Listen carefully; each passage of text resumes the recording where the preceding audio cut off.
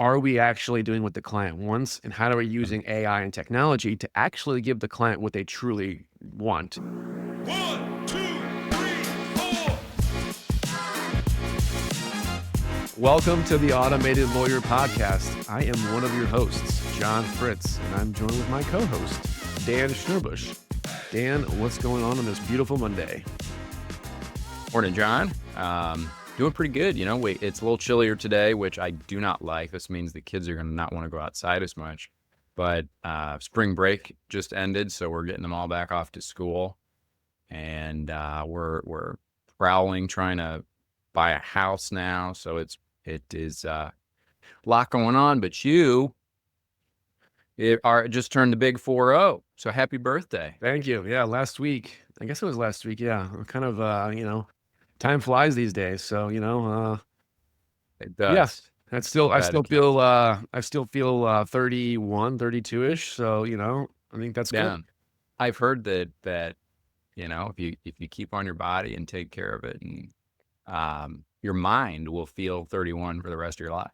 That'd be great. We'll see. I can't complain if that's the case. So we were having an interesting conversation offline before we started, and I think it bears continuing that, about the kind of the role of automation in the client experience. Like, in other words, why are we doing this? Like, what is it all for at the end of the day? And can there be disconnects between what the client actually wants in terms of their experience of your engagement and what you want? And are the things that you build or the tools that you implement, are they actually in service of that client experience? And so I want to keep that conversation going. Could you restate kind of your thought process there? Yeah, and so it boils down to as law firm owners and just business owners, we're constantly putting out products and creating internal systems and processes, and like yourself and myself and a lot of people who are listening to this, using automations and AI to kind of supplement or be the backbone of a lot of these different processes or experiences for the client, right? Mhm. And it just reading a lot of the different comments in your Facebook group and different stuff, and I feel like the focus is very heavily on let's internally automate systems and processes, to make things easier for the law firm. And that's great, right? That's good. You should be doing that. But, I think it's really important to not overlook what sort of effect or what the client experience side. So don't overlook the client experience side when it comes to using Yeah. automations and AI, right? Because I think that at the end of the day, when it comes to my firm and, whenever I'm feeling friction in something, right? Whether it's signing up new cases or some sort of bottlenecking in there's the client saying, hey, I need an update on this. The friction is usually because, we're putting out what we think the client wants, and it's not necessarily what the client wants, right? So I think there's that important kind of distinction on, are we actually doing what the client wants, and how are we using AI and technology to actually give the client what they truly want as to be happy Yeah. in the process? Yeah. No, absolutely. Because I think, like, it's very easy to fall to the temptation of trying to turn everything into a robot, and then is the client then at the end working with your chat bot rather than with your attorney? And if they know that, if it's pretty obvious that they know they're working with something that's automated or fake or not human, even though that might be easier for us, does that actually decrease the enjoyment and the experience of the client? Because it calls to mind the old London Underground study about how people care more about being aware of the timeline and being kept up to date rather than actually the speed of the thing that's executing. And so I think it just kind of stands to support that point and bring us back to earth, that sometimes we do have to reset and be like, all right, well, let's put ourselves in the shoes of the client here. and go through this for a minute. What do they actually want to feel like? What do we want this experience to feel like from their perspective? And sometimes that means, automation could play a great role here. And sometimes it means we need a person there. The areas that I've seen by far the most help in what I believe, and I'd be, to be fair, I don't have like granular, how did you feel about this email or whatever. We have NPS checks at 3 points in a case. And we do ask about, various things, and they're given the opportunity, and, vast majority of people are very, very happy. But the delivery of that, especially the routine kinds of information, like your case is now at this step. Here's the pieces of information that you need to know. Here's the things to do. Here's the things not to do, and stuff like that. Those things can so easily fall by the wayside if you don't have that information going out automatically. Yeah. But like, high touch, things that require emotional empathy or EQ, or, your mom passed away. I'm really sorry to hear about that. Like, your automated systems are never going to be able to replace that. You know what I mean? So totally with you on that. Yeah, and I think that obviously there's a hybrid of use of both, right? And I've been, I feel like, at least in the past, that I've been hyper focused on, on the automation. Like, you and I have talked about this, like, can we build a law firm that's, basically, there's one person pulling all the levers, or, there's one person, but everything just goes behind the scenes, right? Everything's fully automated, right? And I'm coming to the conclusion, though, especially with, with the different AI tools and everything that's out there, is that that stuff's really important, but the human interaction, we talked about this in our last episode, is just as important. But, we're doing stuff now, like, we're providing the information to the client, right? And then we're using, automations to set up and book calls, right? So it's like, we're pushing the information out at the same time as we're setting up a call to discuss it with a live person, right? So I think that there's, there's dual automations where you can have a person on the phone and that, right? And I think that, Yeah. and I think that that's at least in probate, right? Which is what I do and when you do as well, right? People, and I have a feeling that it's actually probably universal to anybody who's paying a lawyer a lot of money to do a service, right? In some capacity, right? I think it's universal in the fact that people want that sort of contact. They want that conversation. My happiest clients, and most of them are very happy. Almost all of them. You have a couple people you can't please, right? You know those people, right? Oh yeah. But for the vast majority of them, they want to talk to myself or one of my team members, right? When there's issues that pop up, and they don't want just information pushed to them constantly. Oh, here's an update. Here's an update. Here's an update. They just want somebody on the phone to say, like, hey, like, and not even an empathetic conversation necessarily, right? It's just simply, hey, I just want to touch base and just hear a voice to tell me that. And I think that that's super important. And so now my lens is, how do I build automations and use AI to basically, implement more of a human experience, right? In addition to the behind the scenes AI. Yeah. Yeah, and that's kind of been my approach as well, and that's why I think I've focused a lot of the development effort on that front, on back-end administrative stuff, just from my perspective, like freeing up the time of team members to have the bandwidth to be able to focus on those things is like a critical precondition to, being in a position to be able to do that. But I haven't thought of I haven't put a lot of energy into thinking about like offensive strategies. Like, how can we be using, AI and automation to position our team to deliberately say, hey, like things like what you might think of, how do we automatically get them a synopsis of what's going on, and then an outbound call list for the week or something like that. Like, hey, go make these touch points for these, 10 clients. Here's a quick summary of what's going on that was generated by AI.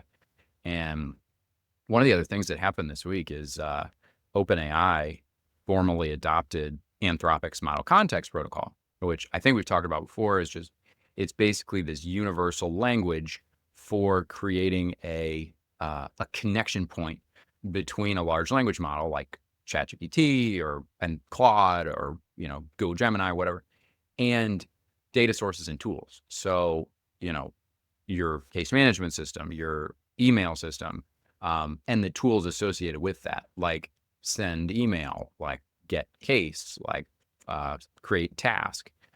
Those are all of your, if you go into Zapier or make.com and you see all the functions that you can do with that software, equipping the model with all of those things without you having to program it, without anybody have to do anything like that. It's just already prepackaged. And I think that this kind of interoperability that we're going to see coming over the next several months is going to unlock, I think, a higher level of, basically getting it to the point where our team feels like everybody has their own assistant in their pocket where, hey, I'm getting ready to call Jane Smith. Can you give me a quick rundown on what's going on with her case so I can sound intelligent when I'm talking to her, answering any questions she asks? Like, how helpful would that be? Boiling that down to getting a simple, quick prompt response. Hey, here's what's going on. We're waiting on this. This is the current agenda item that we're working on internally. Those kinds of things I think could really help in terms of the, that, especially like a client services role. We'll see though. So it's a couple of things that you mentioned that are interesting. One, I think the organizational piece and using AI as an analytic to basically scan cases, right, and say, here's a case that needs the most attention today, right, and an organizational to-do list, right, and you have your task lists, that your task flows that operate from these systems, but none of them are really created to be higher level thought thinking of how do I put them together in an order that makes the most sense? Like, oh, there's a hearing on Friday. Well, this task needs priority. It's Monday, right?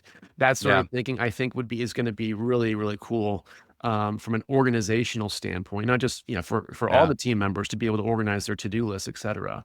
Yeah. For the case summary piece, I mean, case status. I'm a huge case status fan, and they don't pay me anything. I actually, pay them a lot of money, but not a whole lot, but just as a normal member. But um, they have a button now where you can click in there that summarizes the case, basically all your communications and like so when you go in to call a client, you can click summarize and it'll say, we're waiting on this from so-and-so, or this is the one thing we need left, or it's very, very cool to summarize stuff. So I think Nice. that's a great point as well. And again, I think it's just how are we creating these tools or using AI or automations in order to make the client experience that much better. But in a lot of it is just preparing for the client experience. Like you said, preparing for the conversation you're going to have. Where are we at on our to-do list or checklist? What does a client need us to provide? Because there's nothing worse than calling a client who's paying you a lot of money and asking them like, oh, well, yeah, getting something wrong when it comes to what's needed, or a document, Yeah. what's something like that. So Yeah. being just super ready and prepared and just really easily on the front end, to be able to have those conversations. Yeah, definitely. Coming into those conversations well equipped. Because, I mean, I've had hundreds of calls with clients, and on occasion, you pick up the phone, you think you're ready to cover everything that needs to be covered, and then they ask a question that requires you to remember some offhand thing that they told you weeks ago that you've completely forgotten. It's like, oh, and then you're looking through the system like, oh, yours was the one with the da-da-da, and they're like, they don't want to, you don't want them to feel like they're just another box, or just another client through the machine, And I think that's definitely the difference between feeling like people actually understand you and your issues and what you're going through and being able to process the case and empathetically and stuff like that.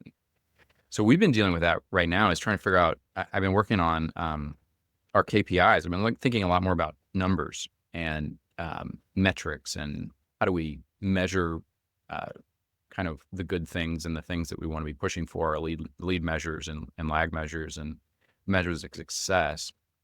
And this is some stuff from Traction. Wonderful book. If you guys haven't read Traction, it's a little dry. If you haven't, I have it on my desk right there. See, like in the back on my desk back there, the little there you go. Yeah. orange book there. It's a little dry. It's more like a manual than it is like a book. Yeah. So it's definitely built for like, read through these sections and understand how these pieces work. But one of the things they talk about in traction is just how the importance of everybody having a number and defining number or numbers and holding people accountable to them. Because otherwise, how do you know if they're actually doing well? And like people just get into this trap of like, oh, well, I'm just going to, monitor their screen and measure every second of their time. And are they abusing and it's like, well, if you had a way of knowing whether they were hitting your benchmarks, like what the hell does it matter if they do it in 2 hours or 10 hours? Yeah. And so I've been trying to figure out, well, how can we create a system of reinforcement around numbers? And I had dabbled with an automated bonusing system, and this ties into our client experience thing. And I was trying to think, well, what do I actually want to incentivize? And where do I want to focus this rewarding system? And so I came up with some ideas that were time-based, like, how long is it taking us to get a case filed? And how long is it taking us to get a case closed? And, if we can do this within a certain time, then we're going to trigger a bonus. And tentatively, I think that's probably a good idea, but it kind of, what I was thinking about is I don't know if it's 100% in alignment with what a client would actually want. Now, obviously they want to be done sooner rather than later, but, whether they're done in, whether their case is filed in 30 days or 60 days, I don't know how much they care as long as, it's moving and they're informed about the process and so on. So there may be some tension there. Circling back to I would push back on the first part, on the case filing piece, right? We don't track that, but we're filing cases right now. I mean, once you sign up a client, once the client signs up, let's say they give us all the information we need within like 2 days, we're filing their case within a week, in 7 days on all cases, or pretty much every case, for the initial case filing. Now, obviously, if it's some of that timeline is dependent on getting stuff signed by other people, right? So when I say maybe it's not filing within 7 days, but we're having their documents to them for signature within 7 days. Okay. So, and I think that's really important, right? That particular thing is that they want to hire you. They want to know that you're working hard, and they want to know that they're getting their document. We're giving them a fully filled out set of documents to all them in all the areas within 7 days. There's not a law firm in St. Louis that's doing that. There's zero. And maybe you guys are doing it that fast, but I'm telling you, nobody else is doing it. And that's what sets our firm or my firm and your firm apart from other law firms in St. Louis, right? That's how I'm building my reputation, is by, being extremely fast, especially on the front end. Now the back end, I think, is a little bit different though. Yeah. Okay. So you're validating my choice of KPI is the that speed on the intake matters. And I think it does matter, so I if you're hitting a week that is respectable, or we're doing, I don't know if sometimes we're that fast, but most of the time I think we're waiting on the client. Yeah. We have a lot that part probably needs to be tightened up. Our intake form is there. And a lot of people just don't fill it out. They just sit there and sit on it for weeks. And we're like texting them and we're like, hey, did you get the chance to look at the intake form? No. Well, we could hop on a call and get this taken care of. Like, I've just been busy, but See, we push the client gently and nicely, to get that done at the beginning, because you have to get in line in all these counties, right? I mean, you filing your documents, you got to wait 30 to 60 days before they even review them. Mhm. So I know. And we have an ongoing, there's an ongoing dispute with me and my paralegal, not dispute, but we have different philosophies about when and how to file an application. Like, so my thinking is I want to get that dang thing on file right away. Whether we have all of our renunciation paperwork, whatever, I want to get it filed because I want to make sure we don't blow the 1-year deadline. I want to make sure that we've got something in the court. The client can be happy that we've got something filed. And then we can be waiting on renunciation paperwork and get that file later. My paralegal says, we collect everything and we file it all at once because we only get one shot. Because we got to wait that 30, 60 days, whatever, from the county. And if they look at it and there's not renunciations there, they're going to blow us off for another 2 months. And I said, what? I'm gonna have to agree with your paralegal, to be honest with you. That's how we operate. Is that right? Yeah, we wait till everything to file it, because we want to we want all the counties to know that we have our shit together. And so if they go and see a filing that is not 100% complete, then they're gonna checklist you one. So they're gonna constantly being checklisting you on every case, which makes you look. I think it makes it look bad from an organizational, or at least, purpose of Oh, you filing. think so? So I do, Oh, yeah. yeah. So, and I want the counties to think that, I want that we are 100% spot on everything that we do, Mhm. which we typically are, obviously. So, Well, this is why my paralegal's in charge and not me. So we're no, but I'm I just think, I mean, it's, I think you're right when the KPIs. I'm really interested to talk about some of your KPIs that because I mean, I'll tell you what my KPIs are and how we track. And but I think that the timeline, I think, is important. But we measured a little bit differently, and they actually correlate the same. They come up with the same conclusion. So we close revenue at certain benchmarks, certain milestones, and one of them is sending documents or filing cases, right? Sending documents to the client or filing cases. So, um, so the faster we do that, the faster that milestone revenue and that flat fee closes, right? So we're still measuring that each month. New cases, filed, new cases closed. We're measuring those numbers, but then we're also measuring revenue numbers for each week for those particular milestone revenue conversions. Mhm. Mhm. Yeah, we I have our KPI panel. We have a lot of different numbers, and probably need to honestly trim some of them back to the ones that are actually the most important. But right now on our KPI dashboard, we've got like things like average time in each phase, so we know, and that's less of a KPI and more of just a piece of information to know for me to identify where bottlenecks are happening. Yeah. Which, like, maybe you could call that a KPI. I don't know. Yeah, It's not sure. necessarily the main. It's not something I'm using as like we need to be driving this number. It's more of a, why is this one higher than the others? What's going on here? Um, so we measure time in phase for every phase, time to file, time to letters, time to close, um, aging cases, so cases that are, you know, uh, past like the closing timeline, but they're not, for whatever reason, they're not closed yet. How many Yeah. are we seeing in that slot? Um, we have and net promoter score KPIs. So how are we doing on onboarding, admin, and at closing, and then averaged out what's the overall. Um, and what I'm tracking, although I'm having trouble getting the dashboard to work. We're also tracking average number of deficiency / checklists per case, as a rough metric for not mistakes, but a metric for something that we want to push down as much as possible. To your point about getting checklisted. So the more we can minimize that, the better, obviously. How are you Um, how are you tracking revenue? Are you tracking it in what system? Are you tracking it in Airtable, or are you tracking it in, like, your monthly revenue? Because, like, for me, like, we started tracking a lot of these different KPIs, like all the stuff that you're talking about.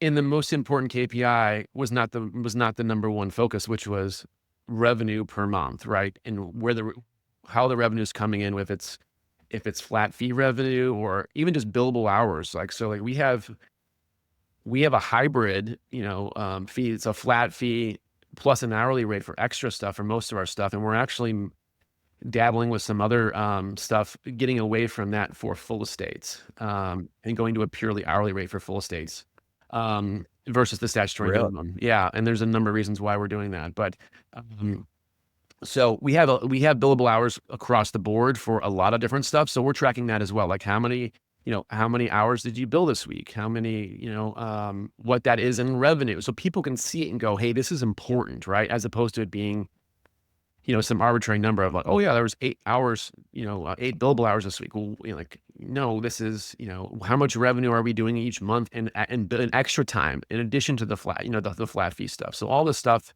So how are you doing when it comes to, revenue and tracking, revenue for, for cases? Yeah. So when I was talking a minute ago, those were all just KPIs, operations KPIs. Yeah, So yeah. measure how things are going, and that's all done in Airtable. The revenue-based KPIs and like conversion rates and all that stuff, that's all handled. We do that through Automatics. Okay.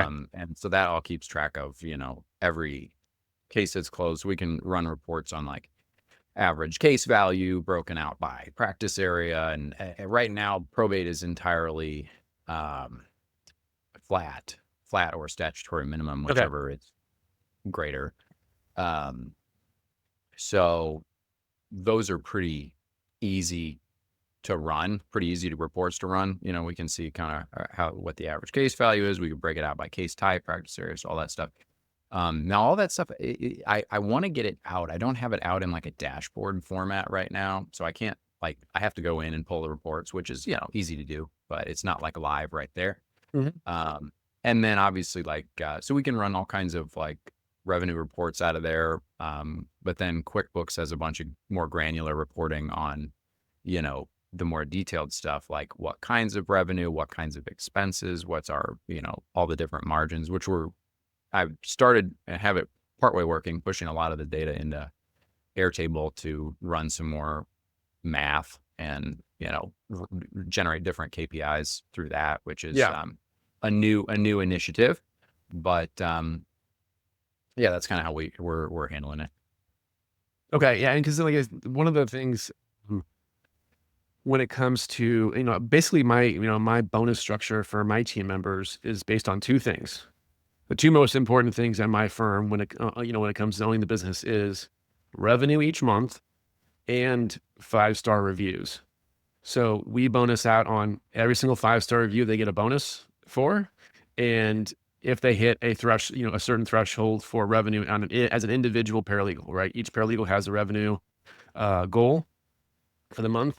And I tried to create a dashboard and all this stuff, but we actually self-report. Everybody self-reports in a Google Sheet that everybody has access to. They go in, they self-report their numbers. We go over them. It's great. I don't have to go fetch information and data from the team members. I was doing that, and it was, going on doing. I was spending way too much time. So I was like, let's just self-reports. Everybody self-reports. Everybody is very aware. They can see their numbers. They can see the other team members' numbers.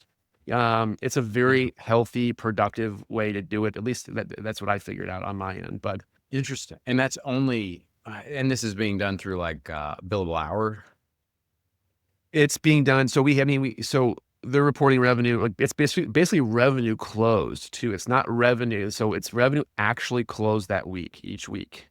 And so it's either that's a hybrid fee milestone or it's a closing of a case milestone, or obviously there's the billable hour stuff, the hourly rate stuff is all built into it's all built into the back end anyways in all the cases, right? There's always a stagnant number that's a milestone for filing the case for each SKU. And then on the back end, there's just the final bill. And that's either the flat fee plus the hourly rate if it applies, or the statutory minimum fee, and like I said, in a lot of our full estate cases, we're moving to purely an hourly rate for that. So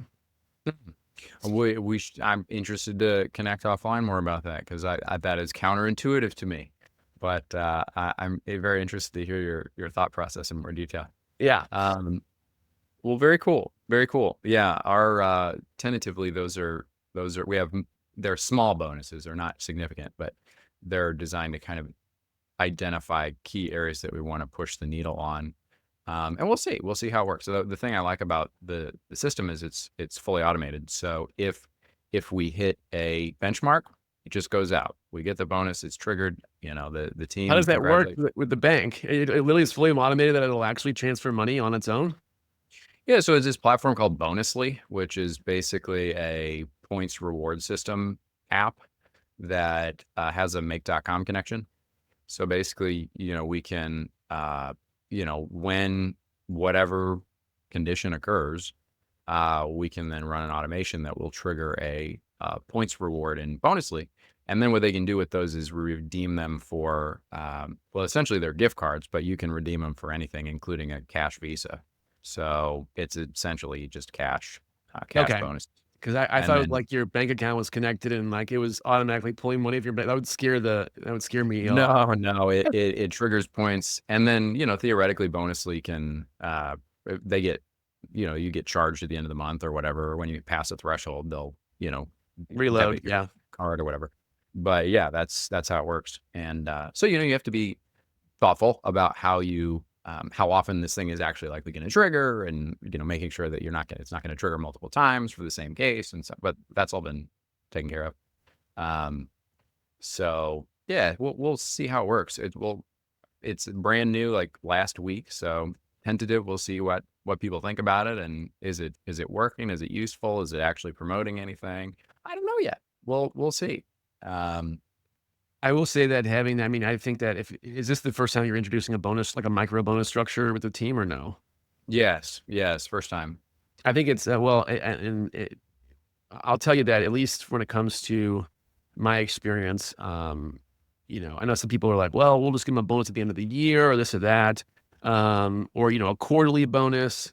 We do it monthly, and it's based upon, the monthly KPI performance, right? The Yep. numbers. Um, I think people really like it. I mean, my experience Yeah. is that my team members really like it. They like having, and like, especially like chasing people for 5-star reviews. Like, oh, we do great service. We get great NPS scores throughout the life of the case. And then it's like towards the end of the case, or, the very, very end, it's like, oh, can you provide us a 5-star review, yada, yada, yada. And they're like, yeah, no, sure, no problem. Crickets, you know what I mean? And it's like, It's so, like, you have to that chase some of is these people to get 5-star reviews. It's like, all we're doing and ask you to do is just simply spend 8 seconds of telling the world of the stuff you've told us for the last uh, 10 months, you know what I mean? very interesting. Yeah, I hadn't considered bonusing on reviews, but that would be a pretty easy thing to set up, I think. I mean, that's an interesting idea, and it definitely matters. It moves the needle. I mean, people 100%. care about those reviews, no doubt. So yeah, that's a cool idea. And definitely something we want to incentivize. Yeah, so I mean, and I'm totally with you because I studied psychology in undergrad, and I studied economics a lot, just on my own because I find it fascinating.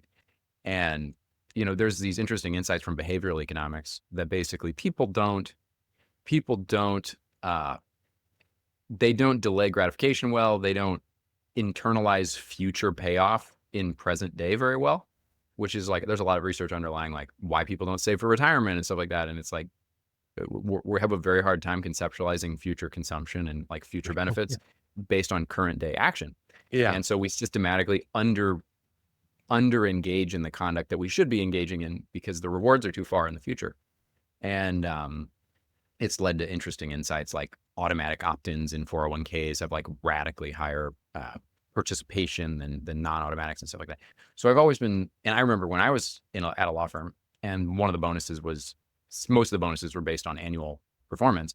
I Yeah. remember thinking like, am I doing okay? Like, what's going on? Like, am I hitting the marks? There's nothing to measure any of this. So it's just kind of like, so, you never quite knew.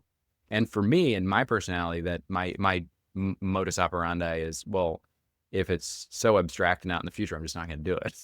So, so I wanted to create a system that brought the reward structure much closer to the time of action. And in this case, it turned out to be like within minutes, which is probably faster than it even needs to be. But we'll see. We'll see what it means. Well, I think there's like the team win too. Like when we have a month where everybody hits their bonus structure, or, we have months in a row like that. It's great. Everybody has their own metrics, and it's a real great team feeling, right? And I think a lot of law firms out there are lacking that.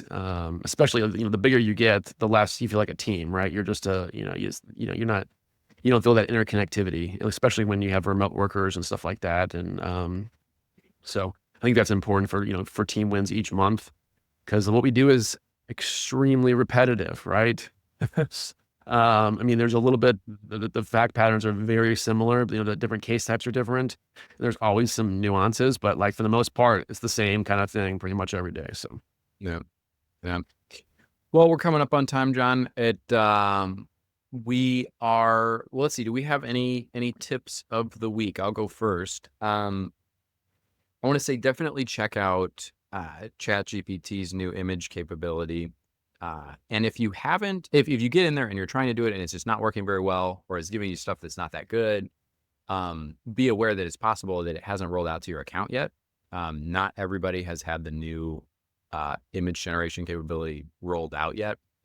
But I was messing around and I've been trying to get some like, it can do text now, which is really amazing.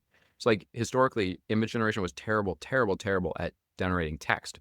But now like you can ask it like generate a Facebook image based on this concept that discusses these 3 bullet points and has our logo in the bottom, and it can do it Yeah. accurately with real good text, and it looks nice.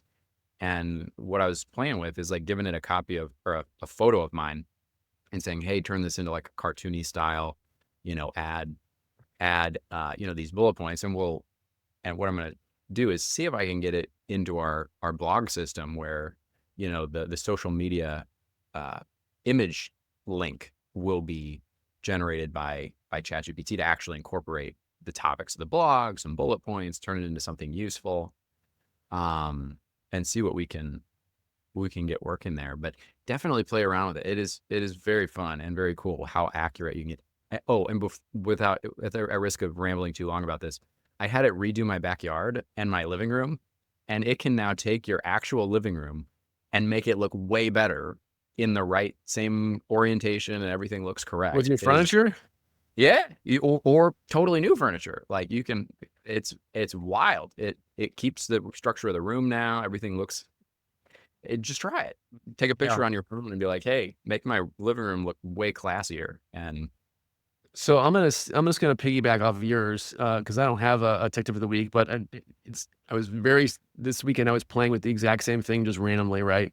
I don't know where I heard it. Maybe I saw it. Maybe you posted it on the Legal Tech Collaborative or something. Maybe you put a post and I went in and checked it out. But I'm doing some exterior facelift right now for my house, right? So we moved into a new house in August, and it just needs a lot of exterior, needs some TLC, right? So I'm going in and I'm like, okay, so I uploaded a picture of the house and I'm like, put some, design a landscaping setup for this house and then implement it in the photo, right? And it actually did. Now, was it the best landscaping? Like I would actually, have somebody, draw and design.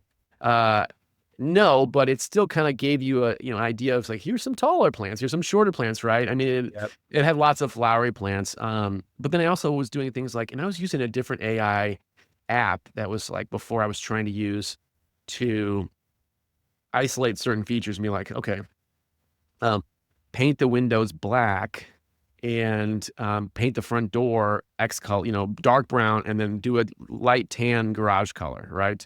And with a dark roof. And the ChatGPT nailed it. I mean, just like perfectly. I mean, like it was crazy. And I'm like, wow, this is actually like way better than any other. Like, and some of these things are for like real estate, they're actually real estate apps that companies are putting out to like redesign apps that are terrible. Like they don't do what you ask it to do or what you want it to do. Yeah. But it's very cool how it can take the instructions and actually follow them to the T. I mean, like literally produced exactly what I asked it to produce in a rendering. And now I'm like, hey, do we like this or not like this for, a front door color or for, this and that. So the other thing, I haven't done it yet, but I really want to, is combining the image generator, and then if you pay for Plus or Pro, you get access to Sora, the video generating system. And what people have done is they'll take the image and then take it over to Sora and be like, hey, use this as your seed, inspiration, thematic style, whatever, and turn this picture into a video, a 1-minute video on whatever this topic is. And you can get some really, really impressive output. So I haven't played with that enough yet, especially not for like marketing use cases, but it's pretty neat. It's pretty neat stuff. And that goes back to our prior conversation about like, I'm really interested to see what does the client want to see? Like, do they want to see videos that are, basically AI versions of you, or do they want to actually see you? Like, I think that's an important distinction because if it's not what the potential client wants to see, then you're just spinning your wheels, right? It's just a waste of time. So Yeah, no, and I don't think to me, between you and me, I don't think they want to see AI versions of you. I don't think Or they'd mind seeing an AI generated like picture or B-roll, something. Yeah, yeah, B-roll shots. You know what yeah, I mean? Like if you're going through like sweeping vistas and families loving each other and stuff. I don't think they'll care about that. But if you are fake, I think that may be yeah. disconcerting for a lot of people. But anyway, if they can tell. I appreciate it, John. Yep. It has been a pleasure as always. If you enjoyed the podcast, folks, go ahead and like and subscribe. Leave us a 5-star review on Spotify or Apple Podcasts, wherever you get your podcast. And if you want to take the conversation offline, join us in the Legal Tech Collective Facebook group where we talk about this kind of stuff all the time. Until next time. Have a great rest of the week. Yep. Yep. Take it easy, John. Bye.